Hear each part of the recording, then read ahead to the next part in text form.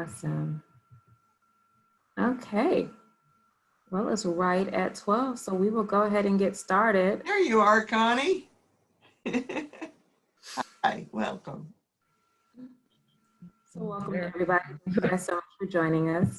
We're expecting a few more people, so I'll just kind of let them in as they arrive. And we'll get started.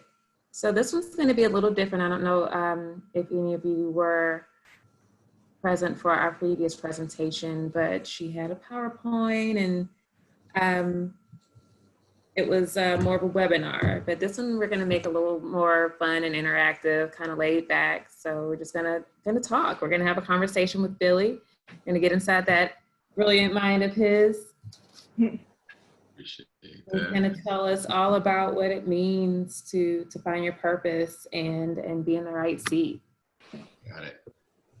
So towards the end, we're going to have an open question and answer session. So if anybody has anything that they want to say or anything they want to ask of Billy or myself, we are happy to answer. And then we'll also take a few minutes to talk about some of the programs and services that NAMI has going right now.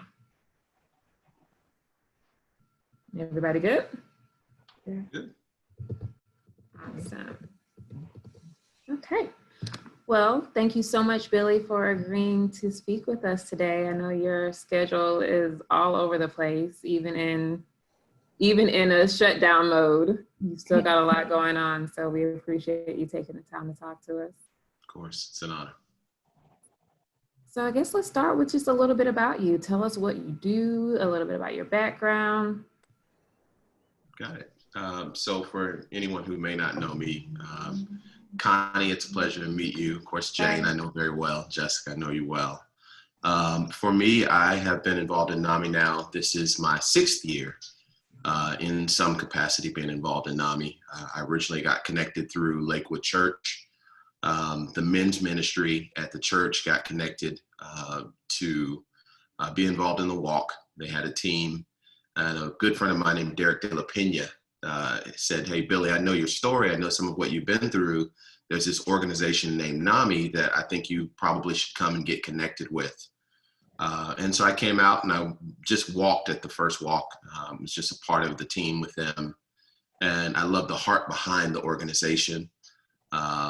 For someone that comes from in particular, the Black Christian church, mental health is looked down upon. It's something that in the Christian church, the Black Christian church in particular, it's looked at much more as a spiritual condition than a physiological one. But I knew from having gone through, having been, when I was homeless, I battled with depression, I battled with suicidal thoughts, I battled with anxiety. I knew from personal experience, it was nothing demonic about it. It was a situation that you have to learn to navigate, that in some cases it can be medicated. It's something that you have to have people that can walk through it with you to do that. And I saw NAMI as a kindred organization in that understanding. And so I reached out to some of the people that were in charge and just asked, how can I serve? And so it initially started with me just singing the anthem at the walk, and then I became more and more involved in what was going on with NAMI, and grateful to be a part of that. Muted. Yeah, you're muted. I was saying we're grateful to have you as well. And excuse me, I'm multitasking. I'm trying to see if I can get some more people to join us. So I'm marketing during the call. Good, I'm good. And you guys excuse my hat. I haven't had a haircut in 2 months, so. My husband cut my hair this morning. Oh, Jane, I wish I could cut my hair and it would look decent, but I know if I do, I really do wear a hat then. Yeah, I cut his a couple of weeks ago, but he's balding, so that wasn't too hard. Not too hard.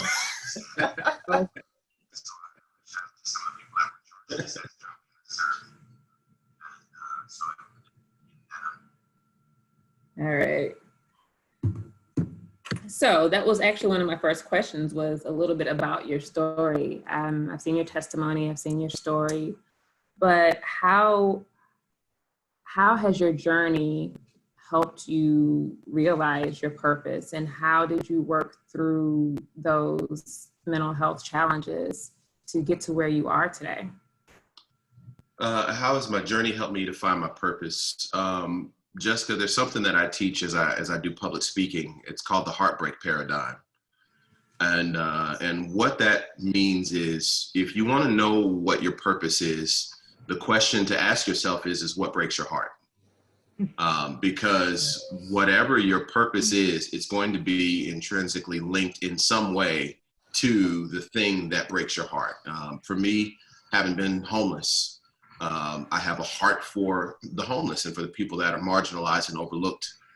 For somebody, as someone who has battled with mental health issues, I definitely have a heart for the cause of making sure that stigma is eliminated and that people have a better understanding of how to navigate those challenges. So my purpose is directly linked to the things that broke my heart when I went through them.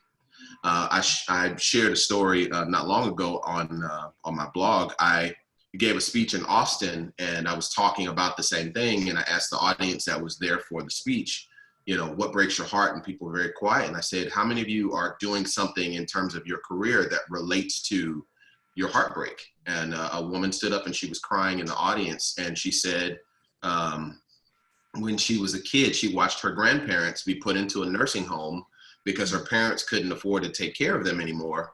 And the nursing home abused her grandparents when she was a kid. And so she remembered vividly seeing her parents grieving because they felt like it was their fault that their parents went through that. She remembered the pain that her grandparents went through and the pain that she went through. Well, now for a living, she's an administrator for a nursing home. And her heart, she's sharing it with the audience and she's crying. And by now, other people in the audience are crying. She's sharing that the reason why that was so important to her is because she wanted to make sure other kids didn't go through what she saw and families didn't go through what she saw her parents and her grandparents go through when she was a kid. Her purpose was directly connected to her heartbreak. And so I would say for anybody, and I think for a lot of us that are involved in NAMI or that get involved in anything with mental health, we either personally have, in my case, personally have dealt with mental health challenges, or a close family member or friend or someone that we love dearly has been affected in some way. And because we saw what they went through, or because we went through it ourselves, we want to help other people that are facing those same challenges to do it with victory. So it's whatever breaks your heart is directly connected to your purpose. Wow, that's powerful and very true, right? We are navigated, we gravitate towards those things that we care about, that we love. Of course. And I think the problem a lot of us have is just we're not really sure how to translate that into our purpose or into our careers, or that we see them as separate things, right? So so often I've heard, especially in church, they say that God will make a way for your purpose, for your talents. You just do what he's given you and everything else will open up. So that's definitely been one of my personal struggles, is trying to find a way to make my big bleeding heart into, a way to pay the mortgage. I mean, let me interject on that, because somebody that's watching or that may see this later will probably have that same question. Most people do. It's not enough to say God will lead you. That I was taught that. My parents are pastors. I'm a minister. We're taught that, and if we're not careful, we reciprocate that to others. Bishop Jakes preached a message very, very quickly that I've been sharing for the last 2 years. It was a talk that he did with Stephen Furtick at Elevation Church, and they were talking about how God never built a chair or a table or a house. He gave us a tree. And it's our responsibility to look at that tree that's been given to us and say, what are all the different things that I can envision this tree being? I can envision a table. I'm sitting at my piano here. I can envision a piano. I can envision a house. I can envision all these things, but God is not going to do those things for you. He just gave you a tree. And the advantage that we have is that all of our trees are unique. My gifting and the tree that I was given a gift to speak. I was given the gift of music. That's my tree. But if I only say, well, God gave me that tree and I'm going to use it, if I'm not creative and innovative in that, and if I don't do some self-inventory, I'll use my tree the same way everybody else uses theirs. The trick to it is finding out where the intersection between your passion, which is the heartbreak, your proficiencies, which is the skills that you've developed over your lifetime, and the position that you're in, where those three things intersect. That's where your purpose is for this season of your life. And that'll change as you evolve. When I was 19, 20, my purpose was to be singing on stages in front of 10, 20, 30,000 people around the world. That was my purpose then. And I understood that and I walked in it, and God blessed it to be successful because I identified how to best utilize that. But at 42 years old, with a wife and kids and all these other opportunities that have been open to me, that's no longer the same position that I'm in now. Now my position is to help other people. Now it's to pour into other people. Now it's to help other people to identify their own purpose, even if they're facing these challenges. So the key is, where does your passion, your position, and your skills intersect? Because those three things, that intersection is going to be unique to every person at this point in your life. And when we're talking about mental health challenges, how can you intertwine those things with a cause that you're passionate about? You know, you talk about paying the mortgage. That's definitely a concern for a lot of people right now, when our businesses, for most of us, including myself, have been shuttered now for 2 months. How do you provide from a passion? Well, the name of the game there is to figure out how you can make yourself essential to other people. That's a whole nother discussion. I know we can go down the road. What you're dealing with is what everyone at some point in life has to figure out is, I know I have a talent, or I know I have a skill, or I know I'm good at something, but how do I utilize that in a way that connects emotionally and purposefully with me, but also allows me to be gainfully employed? That's the balancing act, and that's how you find it. Passion, position, and proficiency. Where's the intersection between those three? Nice. All right. So in the midst of all of that, there are those of us who are living with mental health conditions, mental illnesses, or affected by mental illness in some way, right? So even if it's not us, it's a child or a parent or a sibling, somebody that we're responsible for caring for in some way. How does that affect our journey? How do we overcome those challenges to still find and live in our purpose? For me, what I've had to do is be patient with myself. And a lot of times we measure progress in our own lives by the litmus test of somebody else's progress. Their journey's not ours, and we don't know what they had to overcome to become successful or to be perceived as successful in this social media age. Because we don't know if they're really successful. Sometimes people look like they're successful. And when I say I've learned to be patient with myself, because of what I went through, I have always had a super drive to get to where I'm going. This is the next opportunity. This is the next objective. This is the next benchmark of success. This is where I know I'm supposed to be. And so I would push myself to the detriment of every other aspect of my life towards a goal. That's unhealthy. Because one of the things that, man, my wife is really big on helping me to learn this, and I'm still learning it, but it's something that I'm better now than I was 5 years ago, is balance, patience. You're not going to be tomorrow everything you want to be. But what you have to do is just, you asked a question related to mental health challenges. You have to be in tune with where you are emotionally. Like, for example, for those of you that know my story, when I was homeless, for a time, I was locked inside of a building in Fifth Ward. There was a guy that allowed me to come live inside of his building so I wouldn't be on the streets. But I didn't know he was a drug addict. So he would lock the burglar bars of that building and be gone for weeks at a time.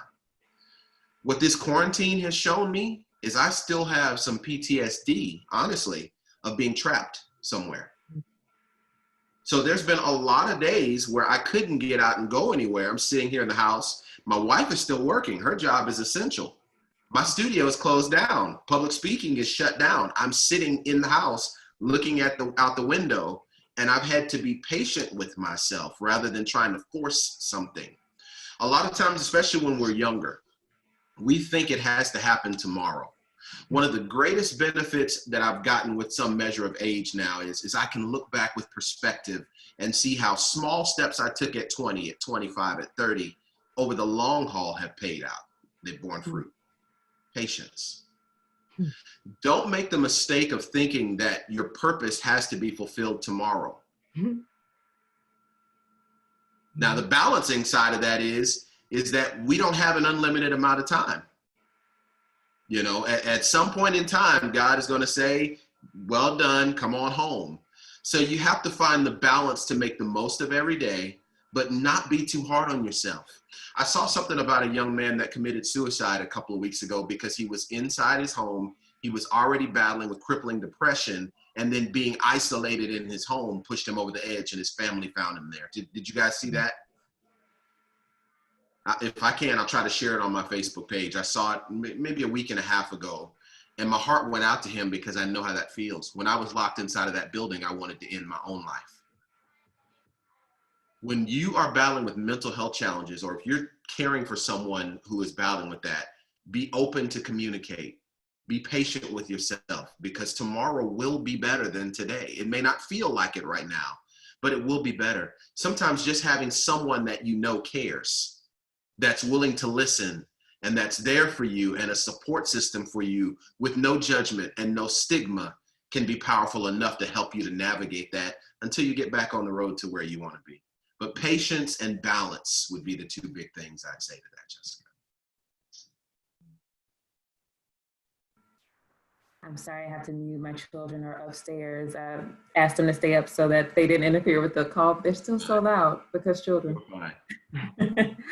So the big question, what does it mean to be in the right seat? And I see that you've built a lot of your brand around that. And that was one of the topics that you specifically mentioned that you did want to talk about. So we talked a lot about purpose. We've talked about the journey to get to the right seat, but what does it mean to be in the right seat? In the right seat means when you're living a life from the nexus of those 3 Ps that we talked about. When you are in the middle of your passion, your proficiency, and the right position, everything that you do flows from that place. And this has been my journey the last 5 years. And you and Jane, you know, Jane in particular, who's walked alongside me and been a support system for my wife and I as we've gotten married and gone through all the different things that you go through there too. When you are trying to find that, it can seem like everything in your life is in disarray. And it's because it's out of balance, it's out of whack. How many people do you know who go to college and get a degree in a field because somebody told them it would pay well? Then they get that job, get the degree, get the job, start working at it, and 5 years down the road, they're burnt out because they absolutely hate what it is that they're doing. You might have the proficiency and you might be in that position, but without passion, you're not living a life of purpose. You get what I'm saying? So you can have 2 of the 3, but without having your purpose, your passion connected to that, you'll find yourself out of whack. And so for me, the big journey has been to find the center of those 3. Like I said, my proficiencies are public, among others, primarily music and public speaking. Those are the gifts that that's the tree that God gave me. But in terms of positioning, winning major awards and having #1 records has given me a certain level of influence in the entertainment space. And in terms of my passion, it's anything that for people that are overlooked. It's mental health challenges, it's the homeless, it's children, anything that people tend to look down on and say, I don't care about what they, you know, or I don't want to deal with that, or anything that people stigmatize, because at varying points in my life, I've been all those things. I was the bullied kid. I was the young adult who battled with crippling depression and suicidal ideation. I've been through all of those different things. I was homeless. I had to eat out of trash cans. I've gone through all these different things that people look down on. That's my passion. So what I've been able to do is to harness those 3 together. So we've created projects that have raised millions of dollars for varying charities around the world, or organizations that directly benefit the people that are overlooked. And the reason why we're able to do that is because we're in the middle of passion, proficiency, and positioning.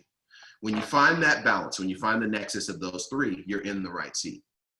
And it doesn't just benefit you, it benefits the life of everyone connected to you, and every organization connected to you, and every other business that partners with you. They benefit because your passion is what drives you when you're ready to give up. And you can't do the other things. You can't just have skill. and a position without passion, that's why people burn out. So being in the right seat is living a life from the nexus of your passion, your positioning, and your skills, your proficiencies. And relating that to mental health, that's why we are in NAMI. That's why we're connected to NAMI.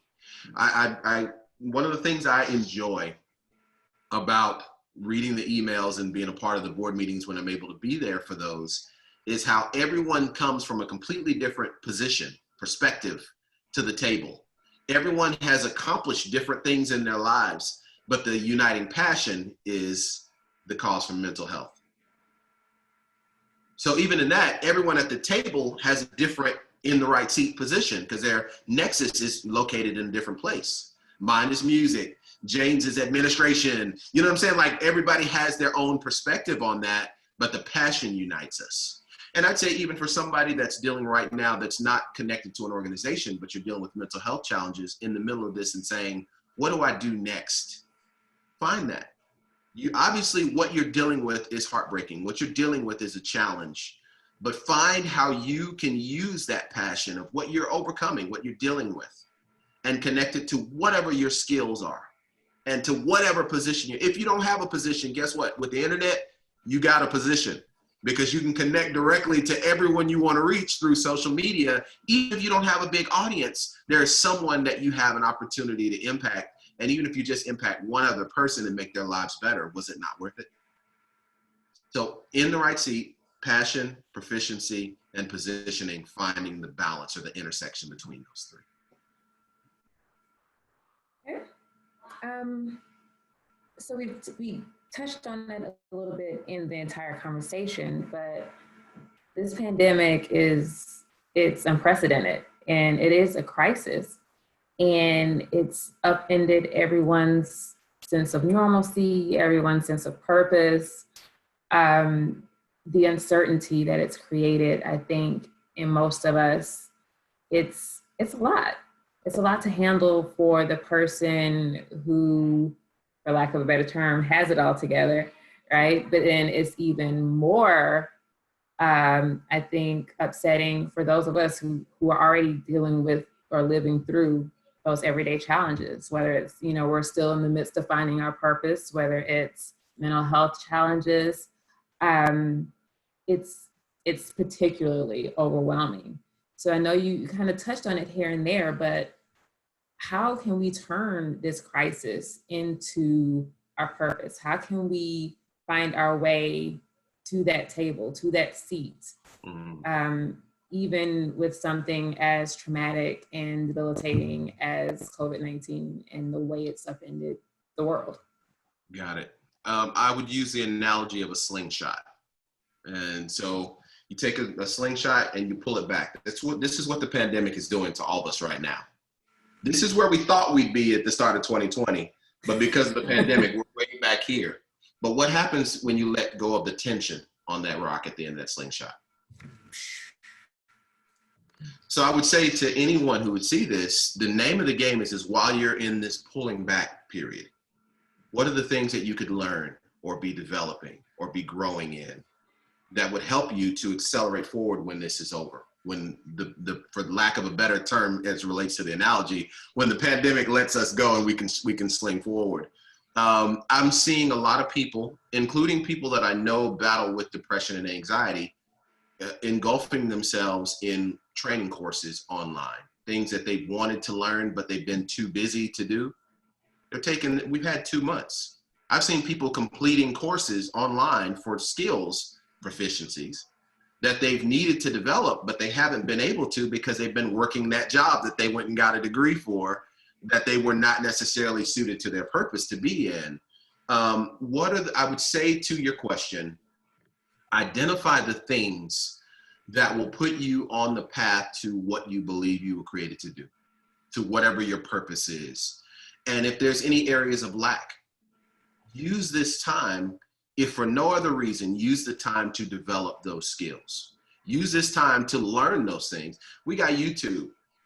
I wish when I was a kid, YouTube existed. I would know so much more now than I do. You know what I'm saying? Like, there's so much more. I would have learned it a lot earlier. Let me say it that way. I would have learned a lot of things a lot earlier, because rather than life having to teach me, I could have gone online during a time like now and just learn these things. My 8-year-old daughter, she got a little piano, and she's trying to show me a song that she's teaching herself how to play. And I said, well, go on YouTube and find the chord chart for the song and learn how to play it, and then call me back and play the song for me.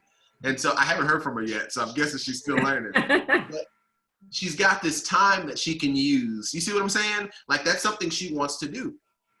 You have the time now to develop that. And what I'm seeing a lot of people doing, there seems to be two prevailing trains of thought. One is, if you're not making the most of this time, you're a failure, which is not truthful, because some people just needed to unplug. But the other prevailing thought is don't put any pressure on yourself, just completely unplug and unwind, and we'll get through this together. And that's equally invalid. The truth is where do you fit in the middle of those two? For somebody like me who had been going nonstop, the day they canceled everything and shut the country down, I was scheduled to be on a flight to, of all places, New York, to give a speech. Thank God that they canceled the flights before I got on that plane, because that's ground zero for the whole US epidemic or pandemic. But I was scheduled to be there, and I'd been going so hard in the studio every day, traveling multiple times a month, going and speaking. There's all these, I didn't have a website, Jessica. Like, there's so many things that I had not had time to develop, that this last 2 months has given me the opportunity. Yes, I've gotten a lot of rest. Yes, I played a lot of video games and spent a lot of time eating some good food, but I've also taken some courses. I've also learned how to build websites. I've also learned some things about social media marketing that I didn't already know. I've taken some courses to develop those things. So finding the balance in the midst of that. Where are the areas that you need to grow? And where are the areas that you need to unplug? And making sure that you do that with this time. That's the biggest thing that I would say to anybody. Know yourself. No one piece of advice is going to apply to everybody. So you've got to take stock of who you are, and emotionally, mentally, where you are, and then apply as needed. You know, like when you got a medication, they say take as needed. It's the same kind of thing for this. If you needed a mental break because you were on the edge and you were so stressed out and so anxious because of your job and all the different things you were going through, take that time to just breathe. But if you're like me and you know that this time was much needed for you to grow, then be intentional on using the time to do that too. So there's still another category of people, like our first responders, our people who are on the front lines every day in the hospitals, and they're seeing these things firsthand, and they have definitely not had the time, you know, that so many of us have had to grow or to detach or to rest. In fact, it's quite the opposite. You know, their schedules are turned up, their exposure is turned up, their jobs, their anxiety, their depression are being amplified by the situation that they're in, personally, professionally. So what do you do then? Because these people, I would say for the most part, they feel like they're in the right seat, right? Especially our medical first responders. This is something that it was a labor of love to get to that point. And they show up every day because they not necessarily that they love what they do, but they believe in what they do. Many of them right? do. This is their purpose. Yeah. Yeah, they're helping people, they're saving the world, but it's taking a toll. Mm-hmm. It's taking a toll on them physically, it's taking a toll on them emotionally. And there are other situations that may not be the same, but may share some of those parallels, those emotional parallels, those restless parallels. What would you say to that group?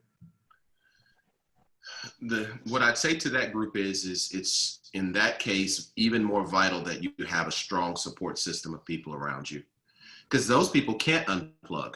To your point, right? They cannot. It is vital to the survival of the people that are in their direct care that they stay on the front line, but they need people around them who are a support system.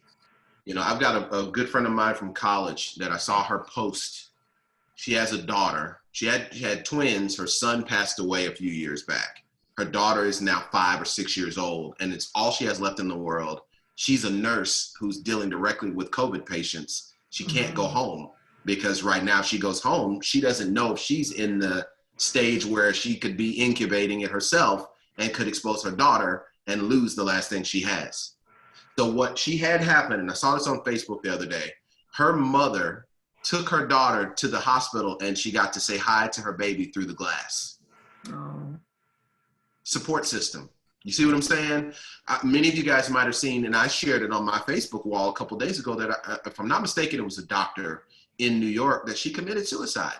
She had been on the front lines helping people. She got COVID-19, got over it, went back to the hospital and saw what she was dealing with, and her family had to take her away, and then she ended up committing suicide.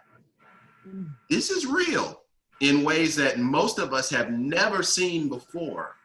But if you cannot step away from the front line, you need people in your corner who are going to be that support system for you to hold your arms up. One of my favorite stories in the Bible is Moses, when the Israelites were fighting and he's holding up a staff. And as long as he's holding the staff up, the Israelites were winning. But as his arm started to get tired and the staff starts to fall, the enemy starts to take over and win the battle. So what happens is he has a couple helpers, Joshua and Aaron, that come and they hold his arms up so that he can hold the staff up and that his people are able to continue and win the battle. What we need is that Joshua and Aaron that can hold our arms up. For those people that you're referring to, the first responders and people in that situation, they need people around them who can hold their arms up because they can't let it go. Our survival depends on them keeping their arms up, but they can't do it alone. And that's the point. So having a strong spouses, siblings, parents, friends, people that are intentional on saying, we know that you're doing this for us. We love you. We're here for you. I saw something very quickly that I shared to that. There was something that was organized. I don't remember the city, but it was so beautiful that there were all these people that gathered in the parking lot of this hospital to pray over the workers inside of the hospital. Did any of you guys see this on Facebook? If I can find it again, I'll share it. Those kind of things, when people know that you love them and that you care and that you're there for them, that's what our first responders need. And some hazard pay would be nice too. Would be nice, right? At the very least, I think that's what we can do for them. And like I said, that was just one example, but there are so many of us who are going through the motions right now because we have to keep going. We don't have the option to stop. And I know personally, I'm exhausted. I'm exhausted. The single parenting and the homeschooling and working and scheduling events. It's been nonstop. And I see people, friends online who, like you said, have taken advantage of all the extra courses and the extra time. They're enjoying nature. And, oh, I needed this time to decompress. And I'm like, what does any of that even mean? Yeah. So I know there are a lot of us right now are just kind of feel like I can't keep going. I can't do it. There's nothing else I can do. And I think you definitely hit the nail on the head. Support system is key. Today is the beginning of Mental Health Awareness Month. Yes. And the key thing I think NAMI wants to communicate is that you are not alone. I think that's the biggest thing with mental health, or mental illness rather, is it can feel so isolated and so just debilitating. And we feel like we just can't. Or we have to shoulder it by ourselves, but then we can't shoulder it by ourselves. So it's, what do you do? So I think that key message of support system and just reaching out when you need help, whether or not you need help. Sometimes you don't know when you need help. Yeah. Check in with somebody else so they can say, you know what, I know you're not okay. Yeah. Tell me how I can help. So that's one thing that I love about NAMI's model is the support system that it provides to the community. Agreed. So all in all, I guess, what is the package message that you want us to walk away from today? Like we've talked about your personal story, we've talked about the challenges of mental health, we've talked about what it looks like to overcome those challenges, the pain of the process, support systems, we talked about COVID.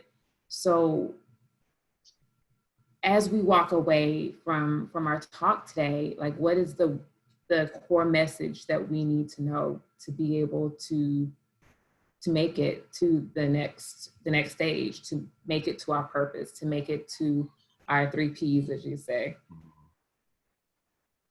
The biggest thing I would say, if I had to sum all of that up into one, would be this will end. At some point, this will be over. But the nature of life is that when this is over, we're going to face another challenge. There's going to always be some challenge that we face in life. And our ability to survive it is not contingent on the fact that there's no challenge, but it's that we increase in strength to be able to meet the challenge. When you are battling with mental health challenges, and I'm speaking from experience, it can feel insurmountable. It can feel like there's no help. I can't do this. When I was at my wit's end and I was ready to end my own life, I felt like it would never get any better. But the benefit of hindsight is that it does get better. Is that there is a tomorrow that is better than yesterday. And all you have to do is hold on and be intentional. Even when you don't feel like you can make it, there is victory after this. There is a better tomorrow if you'll find where your purpose is. Because the same pain that caused you to think that it was too much becomes the passion that propels you to be a blessing to other people. Oh, I like that. And so that's what I would say. Use the pain as fuel of yesterday to propel you into your purpose for tomorrow. Awesome. Well, thank you. Of course. Let's take some questions. Sure.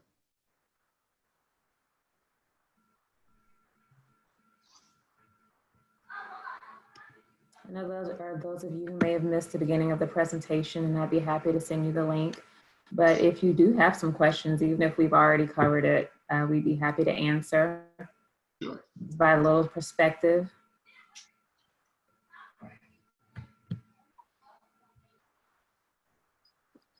I'll answer any question you ask. Okay.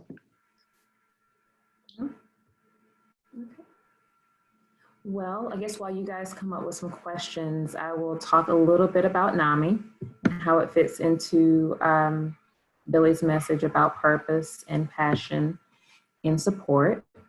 It looks like from the people on, most of you are fairly familiar with NAMI or are already really involved with NAMI.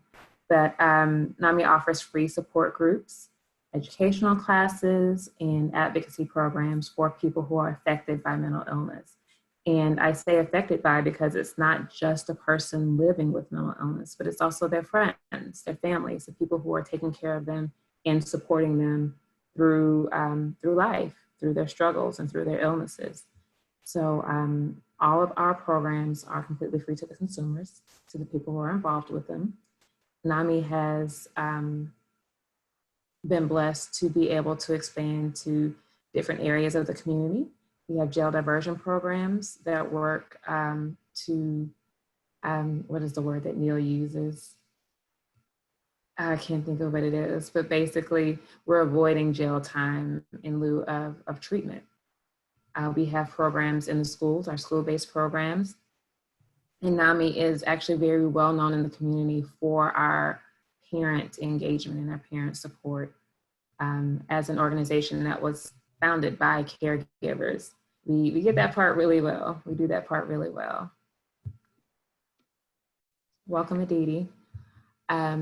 So NAMI is an organization who can help with the support system process. Like I said, we have support groups for people living with mental illness as well as those who are caring for the mental illness. Same thing with the educational classes. We have classes to help the people who are living with mental illness to learn how to live with mental illness, how to live through it. I had a person come into the office not too long before it was shut down.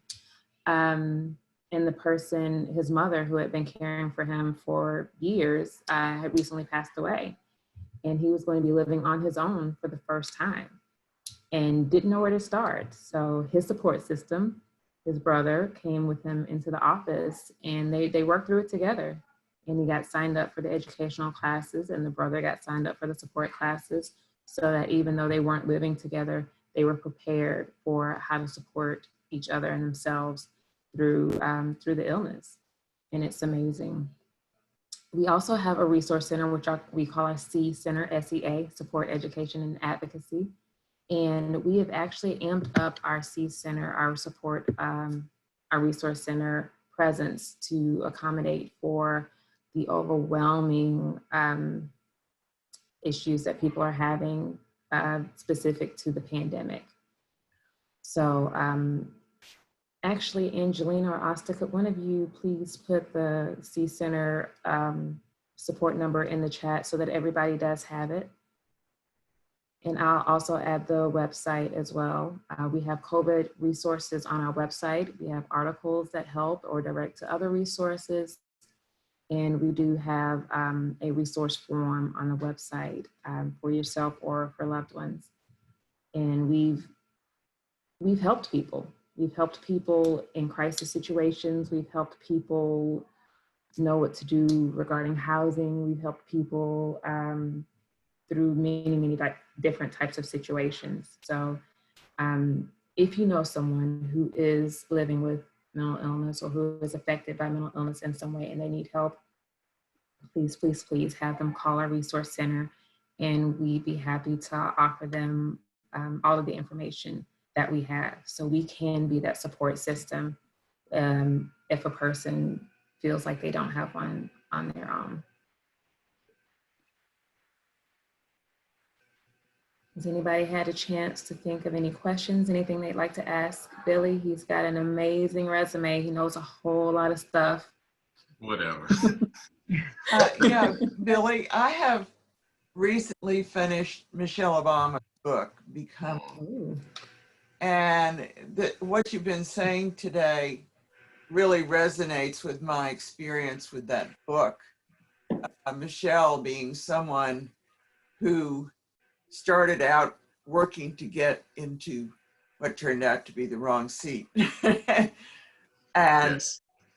who recognized her passion and made a big change in her life, and balanced being a mother with being the wife of Barack Obama and having a career.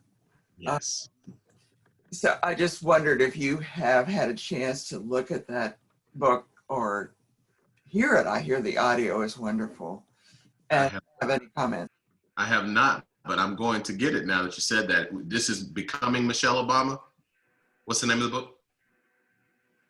Becoming. And actually read recently that she's, I think they're turning it into a Netflix special. I did see that. I have not had a chance to read it yet, but I'll buy it today. I've read several novels during this time, so I'll add one more to the list. That's great. I love Michelle Obama. She's definitely a mentor of mine. I've been told that if you ever do one audio, it should be her reading of her book. Okay. Just amazing. People say I read the paper version, but just to let you know. Okay. I mean, I have Audible. I have a subscription to Audible, so I'll look there. You can get it on Audible. Yeah. Okay. I will do that. I might have to do the same. I have an hour commute back and forth to work, so I guess when we get moving again, I'll have Michelle in my ear to keep me company. Yeah. So thanks for that referral. What a blessing.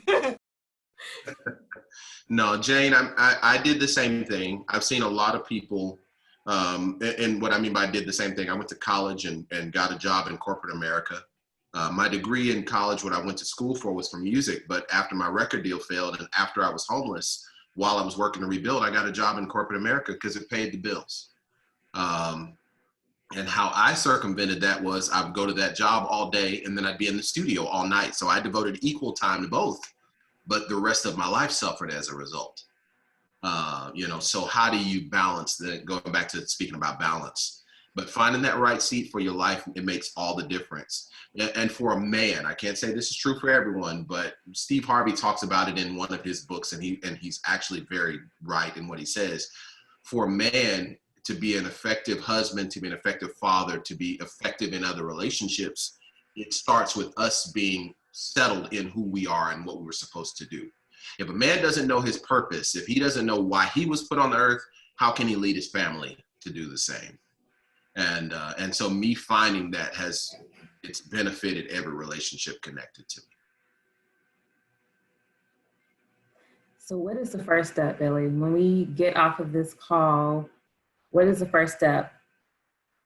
What I teach people to do, because I do coaching now too, and we're actually developing a training course for the whole in the right seat stuff. I tell people first step is to draw 3 circles: proficiency, passion, your position. You ever seen the grid where it's like 3 circles but they overlap? Mm-hmm. Proficiency, passion, and your positioning. What's in the middle of those where those 3 circles overlap?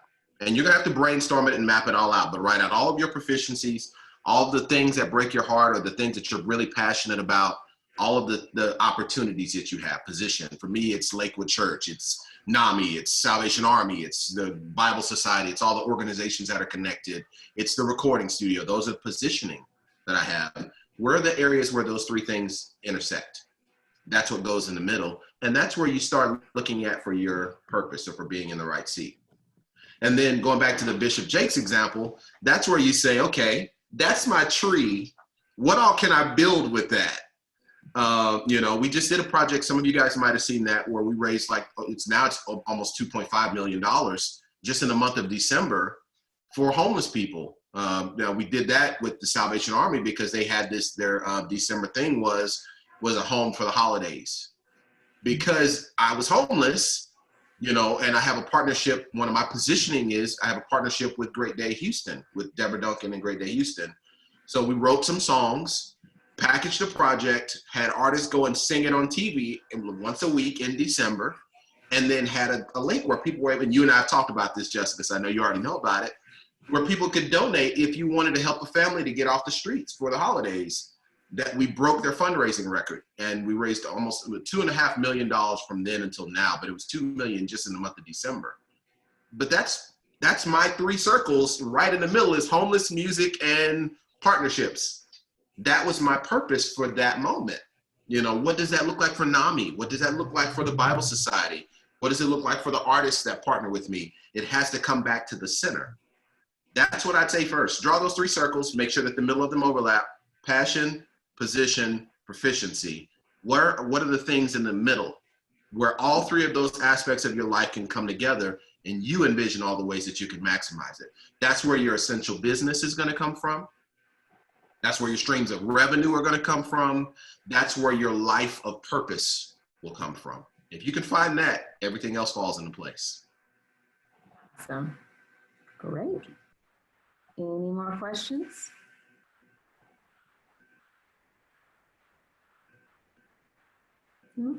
Well, before we go, I do want to mention one more thing, and that's our NAMI Walks. So I'm sure everybody's familiar with our NAMI Walks event. It was actually originally supposed to be tomorrow, but with the pandemic, things got pushed back a little bit. But it's for the better, because now it's going to be on May 30th, which is still within Mental Health Awareness Month, but it's going to be a National Day of Hope. So we're combining with over 30 other NAMI affiliates across the country to do this virtual walk on the same day around the same time. So that type of exposure will bring such an awareness to the importance of mental health, and will further our mission even more. So I'm asking you all to help in several ways. One, it's share the word, spread the word, be involved, wear green ribbons, get out on May 30th and walk what we call your way, which means you can walk on a treadmill, you can have a wine party with friends, you can walk around the neighborhood, you can hula hoop in the backyard, whatever your way is to express yourself for mental health, go for it. Secondly, sign up, start a team, register, and build your little community of mental health advocacy. And that will go a long way in ending the stigma associated with mental illness and with getting help. And thirdly, help us fundraise. Donate yourselves and ask your friends for donations. We have a phrase on our website that says, no amount is too small. So if you ask 20 friends for $5, you've got $100 closer to our goal which goes right back into all of NAMI's programs and services, our free support groups, which are now online, which I didn't mention earlier. So our free support groups, our free educational classes, our school-based programs, our jail diversion programs, our faith-based programs, our partnerships with law enforcement training. We've got so much going on to help the community, and we need your help to do it. So I have included the link to the Walk website as well as to our regular website in the Zoom chat. So go check it out. If you have not already, please start a team or join a team. Billy's actually started his team. What's the name of your team, Billy? What's that? What's your team's name? I think it's the Bridge Life. Bridge Life. Yeah. So if you don't have a team to join, Billy would be glad to have you. Join mine. Yeah, the NAMI affiliate also has a team, or the NAMI Houston Hustlers. And we're 30 days out from the event, so I got to get to hustling. Yeah, from the southeast side, I've got Bay Area Impact. Awesome. Awesome. Also, don't forget we're partnering to put together an event on the 14th. I don't know if you want to talk about that. We sure are. So it's still in, well, not quite its infancy, but I wish I had the visuals to show you guys. But we're going to be doing a fundraiser concert, Sounds of Hope, on May 14th at 7 p.m. So we've gotten together a bunch of local artists who believe in what we do and are extremely talented. And they're going to be singing some of their own songs as well as some other popular music that all go back into the hope that we all have and need to get through this pandemic and to support each other through mental illness. So my personal request from one of the artists was the song Rescue by Lauren Daigle. Every time I hear it, it just screams NAMI's mission to me. Like, that's what it's about. It's you're not alone. I will rescue you. I know another artist mentioned singing Andre Day's Rise Up, another favorite.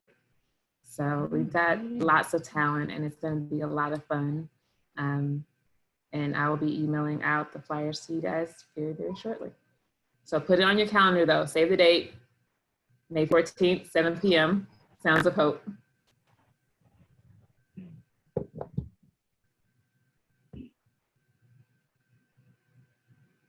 Oh, hi, Mari. Thank you so much for joining us. Angelina. And hi, I'm Amy. Andrew. Tell him I said hello. It's good to see you both. Love it.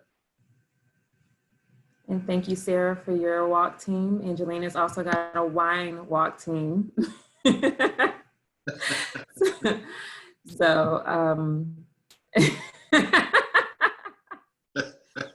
Awesome.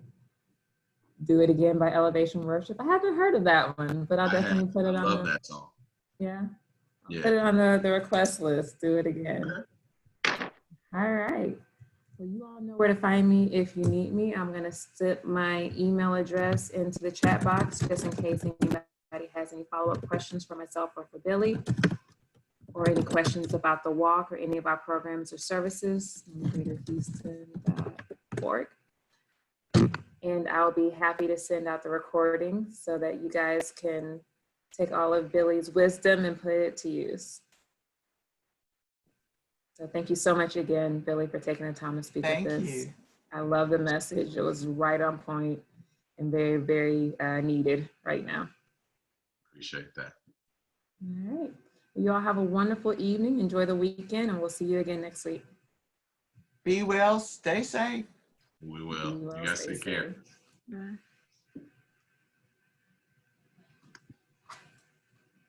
Bye-bye. Bye, everyone.